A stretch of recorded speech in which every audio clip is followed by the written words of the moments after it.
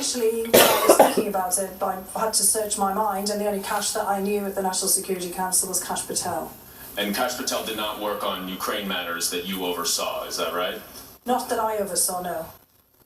So the indication is that Kash Patel had provided some information directly to the president without your knowledge? That seemed to be the indication. Now, I want to go back to the July 25th call right now, where President Trump, in another excerpt, asked President Zelensky about his potential political opponent, Vice President Joe Biden. In this excerpt, the president said, "The other thing, there's a lot of talk about Biden's son, that Biden stopped the prosecution, and a lot of people want to find out about that. So whatever you can do with the Attorney General would be great. Biden went around bragging that he stopped the prosecution, so if you can look into it. It sounds horrible to me."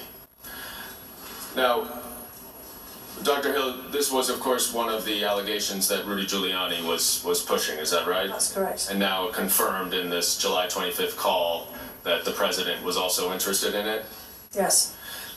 Ambassadors Volker and Sondland have tried to draw a distinction between their understanding of the connection between Burisma and the Bidens.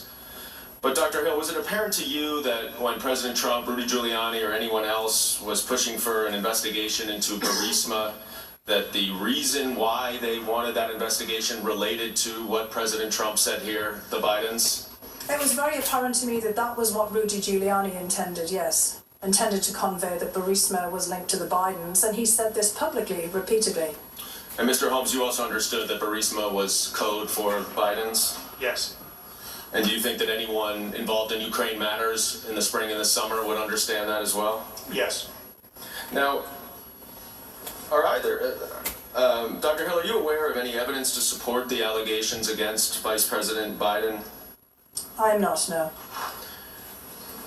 And in fact, Mr. Holmes, the former Prosecutor General of Ukraine, who Vice President Biden encouraged to fire, was actually corrupt, is that right? Correct. And was not pursuing corruption investigations and prosecutions, right?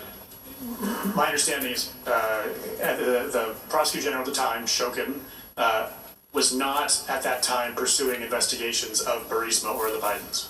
And in fact, removing that corrupt prosecutor general was part of the United States anti-corruption policy, isn't that correct? That's correct, and not just us, but all of our allies and other institutions that were involved in Ukraine at the time.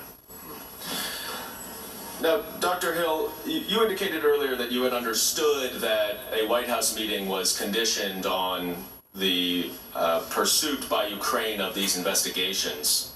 And I want to focus on the July 10th meeting in the White House where that came to light.